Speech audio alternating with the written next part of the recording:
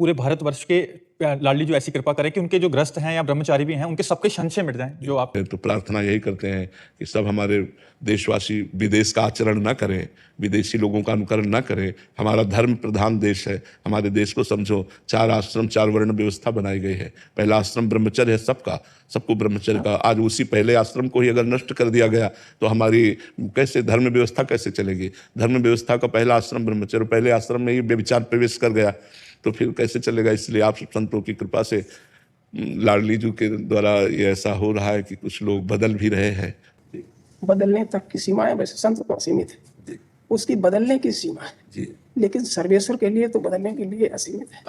क्या इस कलिकाल से क्या करें? इससे निवेदन करने से मानेगा? क्या करेगा? बड़ा त्राही है। वैसे युग धर्म का प्रभाव होता है, इसलिए भगवान छूट दिए होते हैं और अपने संतों को पावर देकर रोकने का काम करते हैं। बकाया युग धर्म से के लिए नहीं, अगर वो चाहे तो एक संकल्प मात्र से अनंत ब्रह्मांडों का 1 मिनट में परिवर्तन हो जाए। अब हम लोग तो दीपक की तरह हैं, जो तो अपना अपना उजाला प्रकाश कर, कोई 10 को संभाल रहा है, कोई 100 को संभाल रहा है, कोई 1000 को संभाल रहा है, लेकिन पूरी सृष्टि को संभालना तो सिर्फ सर्वेश्वर भगवान के ऊपर है। पर युग धर्म के अनुसार वो भी छूट देते हैं, क्योंकि शास्त्रों में लिखा हुआ है, जैसे कलयुग का प्रभाव है तो शास्त्रों में लिखा हुआ है, तो इसीलिए उसका प्रभाव अपना पड़ेगा। पर संत जन लड़ते रहते हैं, उसके प्रभाव को दबाते रहते हैं और भगवान की जय और अध्यात्म की जय बुलवाते रहते हैं, अध्यात्म का संस्कार प्रकाशित करते रहते हैं। तो क्या सर्वेश्वर की लीला है? हाँ, सर्वेश्वर की लीला ही मानी। हम लोगों के जो पुराने प्रारब्ध के भोग बाकी है वो हम भोग रहे हैं।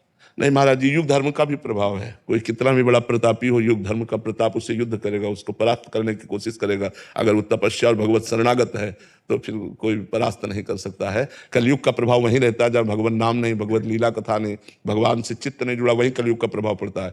नहीं तो हमारी वाणी जी में लिखा हुआ है, जो रसिकाचार्यों ने वाणी लिखी है, राधा वल्लभ भजत भज भली भली सब होए, जिते विनायक शुभ अशुभ विघ्न करे नहीं कोई, विघ्न करे नहीं कोई, डरे कलिकाल कष्ट भय, हरे सकल संताप हरसि हरिनाम जपत जय। कलयुग डरता है, जहाँ भगवत नाम कीर्तन, भगवत कथा, भगवत वार्ता, भगवत चिंतन होता है, वहाँ कलयुग डरता है। जैसे संकलो संगो शक्ति, हम 100 साधक मिलकर नाम कीर्तन करते हैं तो हम हजारों को पवित्र कर देंगे, 1000 2000 को पवित्र कर देंगे, ऐसे चलता है। लेकिन उसका प्रभाव तो चलेगा। जैसे गर्म हवा चलती तो सबको लगती है, प्रभाव मिट नहीं सकता। नहीं, प्रभाव नहीं, कल का प्रभाव नहीं मिटाया जा सकता। नहीं, हम एक कोने से मिटाएंगे, दूसरे कोने में परास्त कर देगा। इसीलिए संत जन तो लगे ही हैं। ठीक है, हमारे पुराने जन्मों के प्रारब्ध से हम लोगों को जन्म लेना पड़ा क्या?